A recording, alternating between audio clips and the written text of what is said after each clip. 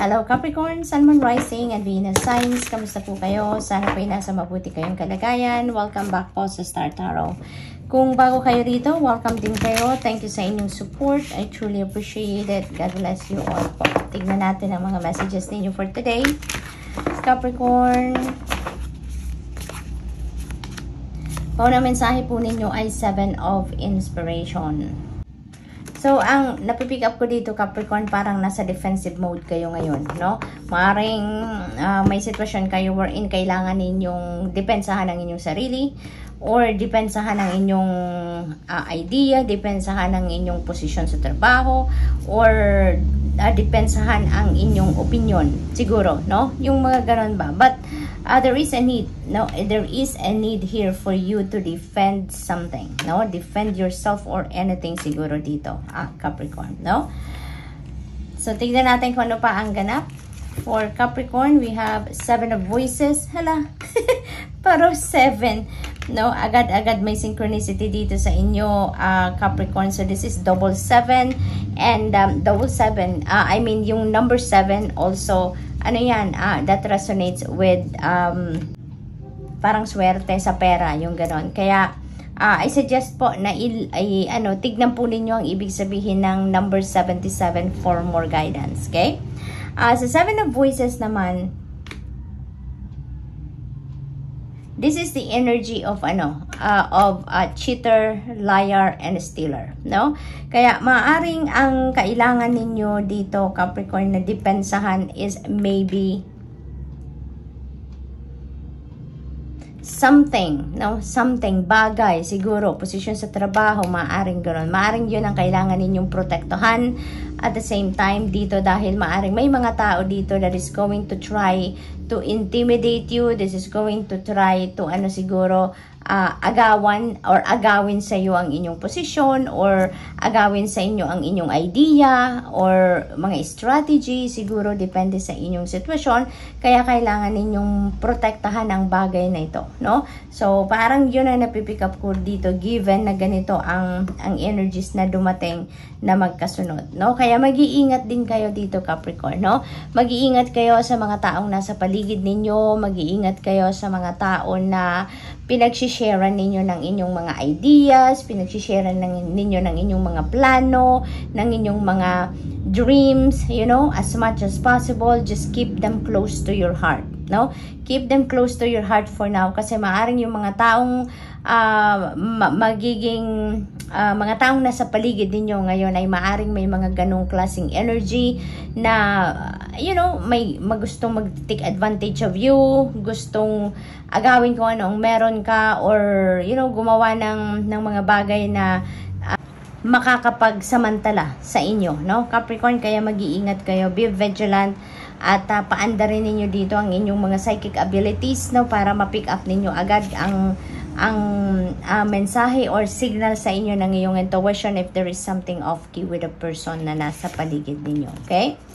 We have Hanged Muse. Ayan. So, this is a time for introspection. This is a time for reflection, no, Capricorn? Maaring may mga bagay kayo dito na kailangan ninyong madiskubre from deep within you. Maaring may mga bagay dito or sitwasyon na kailangan ninyong pagmuni-munihan, pag-isipan. Kaya parang may sitwasyon dito na siguro kung ano man ang inyong mga pinagkakaabalahan, ano man ang inyong mga ginagawa ay maaring mapending, maaring magkaroon ng blockage dito because for the purpose na bigyan kayo ng pagkakataon or panahon para makapagmuni-muni kayo. Mabigyan kayo ng pagkakataon na makapag-isip-isip muna kayo regarding sa mga bagay na nangyayari sa buhay ninyo, around you sa ngayon, Kaya, maaring merong stuck energy dito for a time, no? Capricorn. And with that, dyan sa pagmuni-muni ninyo, dyan sa pagre-reflection ninyo, there may be new perspective that will come in. There would be new ideas, there would be new inspiration, no, na dadating dito sa inyo. And maaring yan ang magiging paraan para magawa ninyo ang mga bagay na kailangan ninyong gawin para ma-address ninyo ang ganitong sitwasyon dito, no? Yung ganon. So, let's see what else. We have 5 voices. Ayan. So, most likely talaga, there is a internal conflict dito sa inyo. Kaya siguro, kailangan ninyo magmuni-muni, kailangan ninyo mag-introspection sa ngayon so that ma-dissect ninyo ang mga nangyayari, no? Matignan ninyong maigi ang mga nangyayari, mga kaganapan sa buhay ninyo, no? And around you, around this time, no? Dito din sa 5 of Voices, maari may decision kayo dito na kailangan gawin siguro. And you are being torn, no? Between kung ano ang iniisip ninyo, maaring torn kayo dyan dahil siguro yung puso ninyo ay hindi nag-agree sa kung ano ang gusto ng isip ninyo. Maaring ganon. Kaya may internal conflict ang iba sa inyo dito, Capricorn, no? Maaari din na meron kayo ditong kasagutan or maaring nakasagutan, maaring meron kayo ditong nakadiskusyon, no? Maaring yan ay yung taong involved dito sa 7 of Inspiration energy or maaring dito sa 7 of Voices energy, no? Yung mga tao siguro, maaring nahuli ninyo na hindi siguro, ito yung taong siguro na caught in the act ninyo na may ginagawang hindi maganda towards you or may mga sinasabing hindi maganda towards you, no? Maaring ganon at dinipensahan nyo lang ang sarili ninyo, maaring ganon. Kaya maaring nagkaroon kayo ng diskusyon, nagkaroon kayo ng disagreement, nagkaroon kayo ng hindi magandang pag-uusap, no? So maaring ganon ang sitwasyon dito, Capricorn. So tingnan natin kung ano yung final message ninyo for today.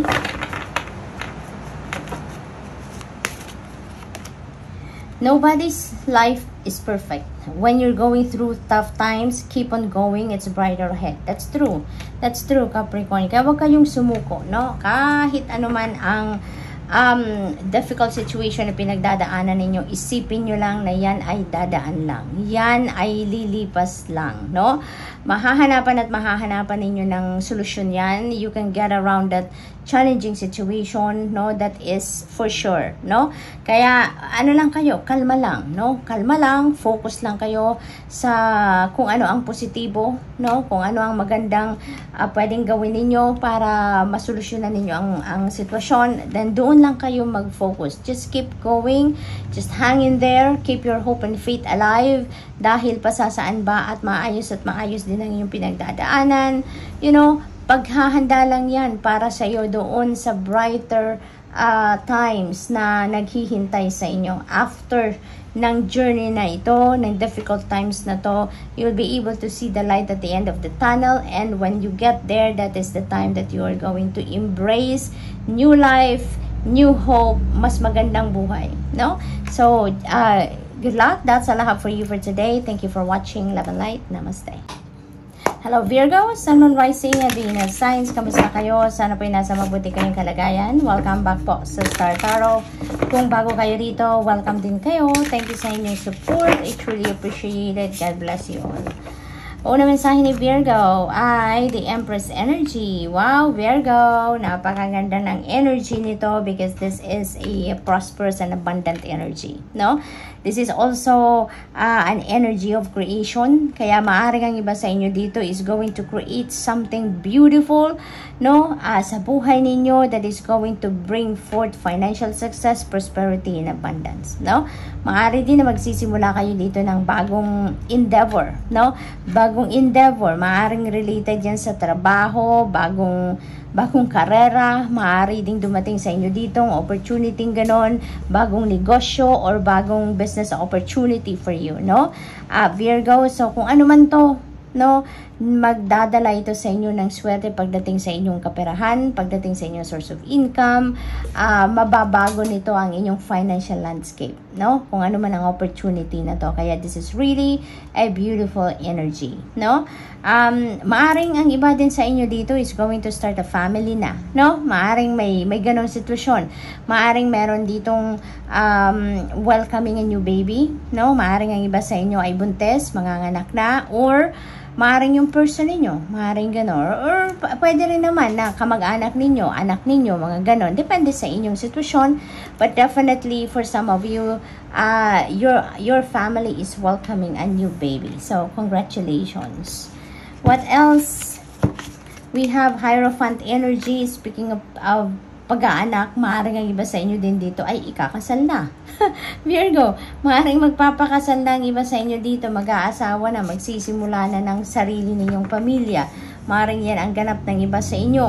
Maaari din naman ang iba sa inyo is focused on studying, focused on learning something new, no? Maaaring ganon. Maari din na maaring kayo yung nag-aaral or maaring kayo din yung teacher, no? Maaring ganun, maaring you are a teacher by profession, maari din naman na spiritual teacher kayo, mentor, life coach, maaring ganun, you are sharing your learnings in life, maybe you're sharing academic knowledge, maybe you're sharing your wisdom, no, with other people. Maaring ganun din ang mission ninyo sa ngayon, Virgo, no? What else? We have death energy. Ayan, napakaganda nito. As a reader, no, this is one of my favorites, no, sa tarot deck because this is massive transformation. Kapag merong pagbabago, no, nai-excite ako dyan. Dahil ibig sabihin na merong fresh, no, may fresh energy na bumabalot sa inyo dito, Virgo. Meron kayong pagkakataon dito na gawin ang mga gusto ninyong gawing pagbabago sa buhay ninyo. And of course, 'di ba, yung mga pagbabago na 'yan, laging gusto natin maging positibo or maging maganda or ikakaganda ng kung ano man ang ating sitwasyon. Kaya it's exciting, no, kapag merong transformation energy. Dito, meron kayo ditong isasarang mga pinto, no, because you are welcoming newness, you're making room sa sarili ninyo dito, kaya you are letting go of anything, everything, anyone, no, na hindi naman nagsaserve ng iyong highest good, no, because you want to make sure that you are making room sa sarili ninyo para magkaroon kayo ng espasyo, no, para sa mga bagong bagay, sitwasyon, experiences, or even tao, no, na magkaroon ng espasyo sa buhay ninyo. So this is really beautiful because you're embracing new things, new people, new life, new experience, no. This is definitely a start, fresh, no, sa buhay ninyo. So this is really beautiful. Depende yan sa inyong sitwasyon. Iba't ibang parte ng buhay ninyo ang maaaring magkaroon ng pagbabago. And ang importante dyan, if this message resonates with you, Virgo, alam ninyo kung anong sitwasyon sa buhay ninyo ang magbabago dito, no? Kasi for some of you, maaring kayo mismo nagplano kayo ng gusto ninyong baguhin, or alam ninyo, nararamdaman na ninyo na yung bagay nito kailangan ng pagbabago. So I'm going to create newness, no? I'm going to create changes sa bagay nito, no? So kaya iba-iba tayo ng ano dito, ng sitwasyon, okay?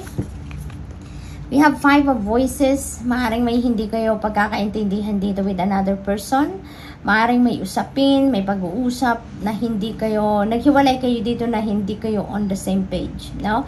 Maaring ganon. Maaring may clash dito ng ideas, may clash ng opinion dito, no, sa sitwasyon. But hindi yan magra-resonate sa lahat, kaya kunin nyo lang po kung ano magra-resonate sa inyo. Kasi maaari din na para sa iba sa inyo dito, Virgo, yung 5 of voices na to represents internal conflict. Maaring ganun din ang ganap, no? Maaring may kailangan kayong pagdesisyonan dito na hindi ninyo mapag-isipan, hindi kayo makapag-desisyon pa. It's because hindi nag-a-agree ang puso ninyo sa kung ano ang idea ninyo, sa kung ano ang naiisip ninyo. So maaring nandun pa kayo sa pagtitimbang, no, pag-iisip, no, kung ano ang mas makakabuti, yung ganon. So tingnan natin kung ano pa ang ganap dito for you, Virgo. Final message ninyo. Our lives have seasons. One day you will look back on this time and realize it happened in order for you to grow. That's really beautiful, no?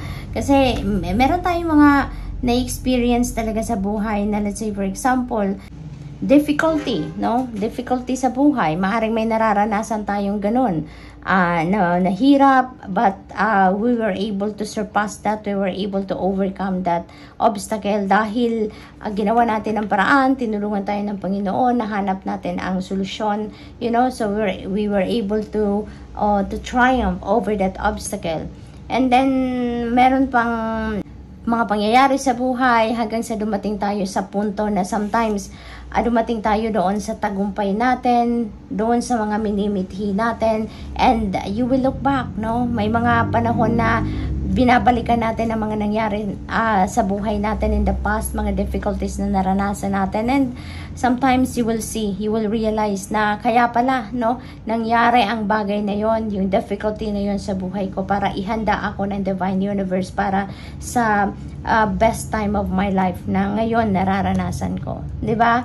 May mga talaga, lahat talaga na nangyayari is for a purpose. It has a definite reason kung bakit nangyayari ang isang bagay sa buhay natin. And sometimes, hindi lang natin maintindihan right at that moment kung bakit yan nangyayari sa atin, bakit kayo, bakit sa inyo nangyayari ang mga bagay na yan. But eventually, no, as the day go by, habang nagta-travel kayo sa journey ninyo, doon ninyo hanggang sa nakarating kayo sa kung saan man kayo dapat makarating, doon ninyo nare-realize yun, na nangyayari ang mga yon to prepare you to this moment. Diba?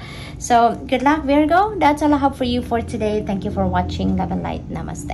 Hello, Taurus, Sun, Moon, Rising, Venus signs. Kamusta kayo? Sana po nasa mabuti kayong kalagayan. Welcome back po sa Star Tarot. Kung bago kayo rito, welcome din kayo. Thank you sa inyong support. I truly appreciate it. God bless you all. Tingnan natin ang mga messages ninyo for today. Taurus, Temperance energy.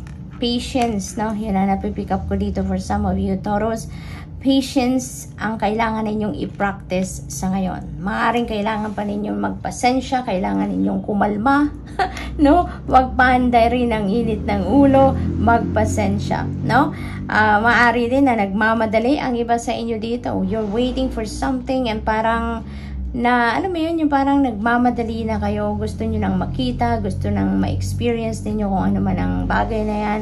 Maaaring may mga ganong ganap din sa buhay ninyo. And the more na nagmamadali tayo, the more na ini-insist natin kung ano yung mga gusto nating mangyari, most of the time, mas lalong lumalayo yan sa atin. 'Di ba? Lalong-lalo na if it's not meant to happen yet, talagang lalayo yan. The more na ipilit natin, the more na hindi mangyayari. Kaya, sometimes, we just need to surrender and we just need to be patient. No? Be patient. Ang mahalaga, lagi tayong makinig sa ating intuition because that is divine guidance. Yan ang magtuturo sa atin kung saan na tayo dapat pumunta. Ano na ang dapat nating gagawin. Yung ganon, no? And this is also about healing, no? Taurus, meron din akong healing energy dito na napipika para sa inyo.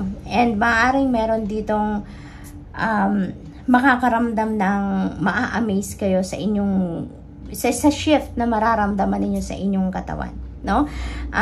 Maaring ang iba sa inyo dito may physical na pinagdadaanan, may physical ailment na pinagdadaanan, tinatry na magamot, mga ganon. And you know what, maaring ngayon makaramdam na kayo ng pagaling. Maaring at this time magsisimula na kayo makaramdam na yung physical strength ninyo is coming back. Yung vitality ninyo, maaaring nakakabawi na kayo. So, parang may ganong ganap ang iba sa inyo dito. And you are going to be amazed, no? Siguro sa bilis ng recovery ninyo. Maaaring ganon. What else? We have 8 of emotions. Napakaganda nito. This is also new beginning energy, no? Para sa akin as a reader. Kasi magsisimula kayo dito ng bagong chapter sa buhay ninyo, Taurus. You are heading towards something wherein doon kayo magiging masaya, doon ninyo makikita ang harmony, ang happiness, ang contentment, yung ganon, no? Maaaring you're heading towards your purpose. Then dito, Taurus, yun ang akin napipick up for some of you. You are also heading towards happiness dito. Kasi, ang sunod sa 8 of emotions is 9 of emotions. And 9 of emotions is an energy of wish fulfillment. Kaya, maaaring meron kayong ditong wish na makukuha na. Meron kayong ditong wish na magka-come to fruition na, no? Where you are heading sa ngayon, no, Taurus? Meron kayo ditong iiwanan, no? Meron kayong iiwanan dito na sitwasyon And iiwanan mo na yan because it's not serving your highest good anymore.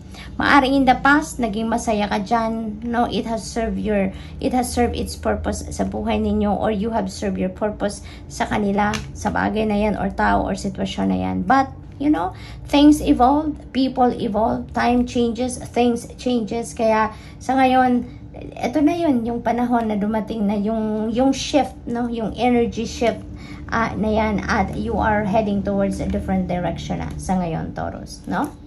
So, good luck to that. We have 3 of emotions, 3 of inspiration, sorry. This is a very lucky energy then, no? This is good luck and good fortune energy, kaya maganda ang galawan, maganda ang ganap sa buhay ni Taurus around this time, no?